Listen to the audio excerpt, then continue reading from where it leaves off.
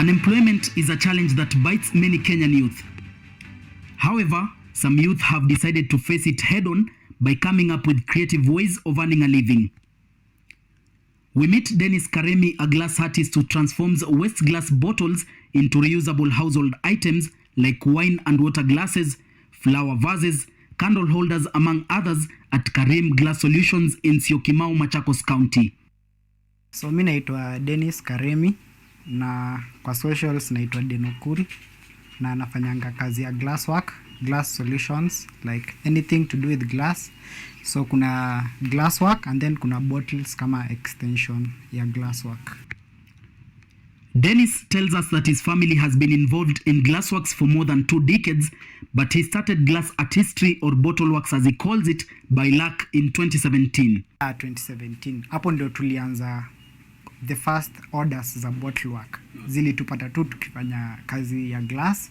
Someone just came with a few bottles alikuwa anataka kukatiwa. And since duka yetu inaitwa Glass Solution, we really had to solve that problem for that person. Various items are made out of the glass waste, although Karimi says it is the end user who assigns value to the product or determines the end product, since in one instance he made a vase but it ended up being used as an aquarium. Tuna transform hizi bottles zinakuwa tumblers, drinking glasses, whiskey glasses, water glasses, cocktail glasses, vases, candle holders, ashtrays, bulb holders, bulb lighting, bulb fixtures.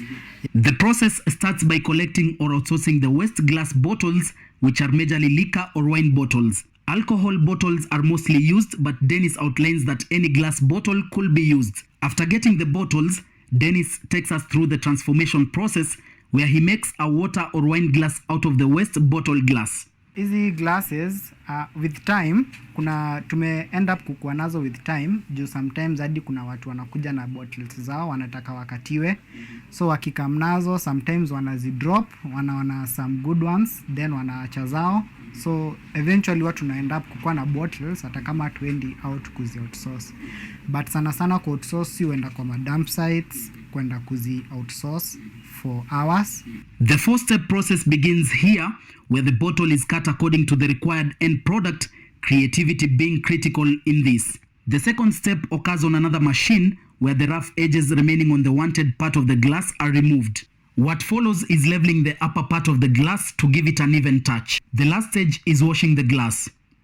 However, if it has stickers, it is dipped in water for some time to make it easy to scrub off the sticker before washing. This gleaming beautiful glass is now ready for sale. So my number one clients ni clubs, hotels, personal people wenye wanataka for home use na watu wenye wanafanya deco.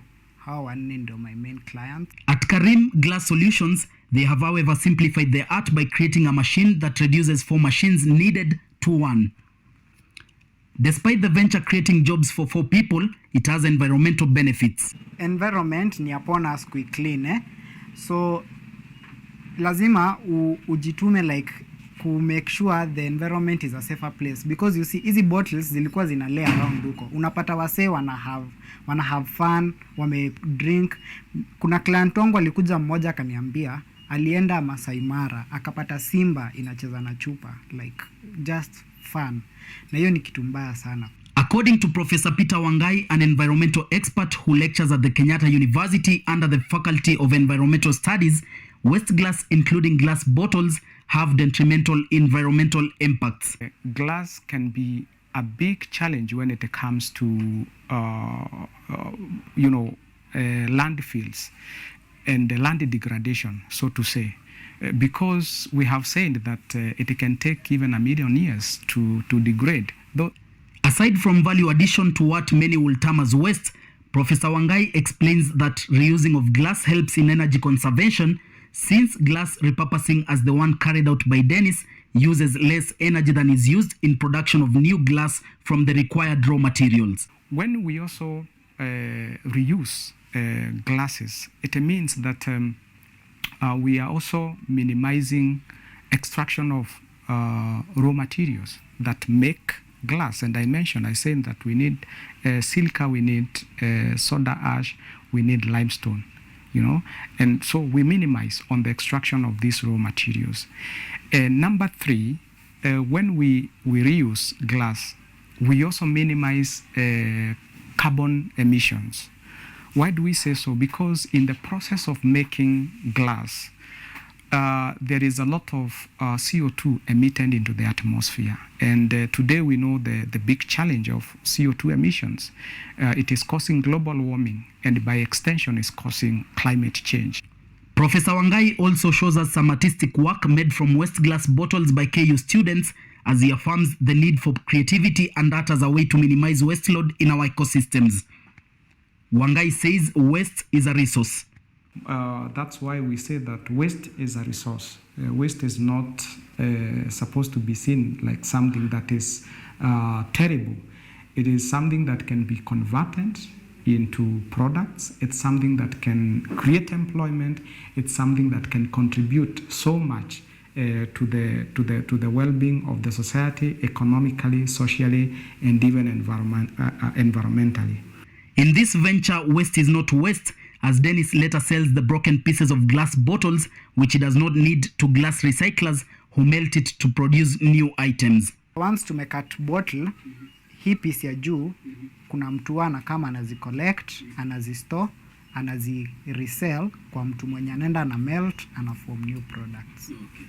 Dennis Karimi urges the youth not to lose hope and be innovative in creating employment for themselves.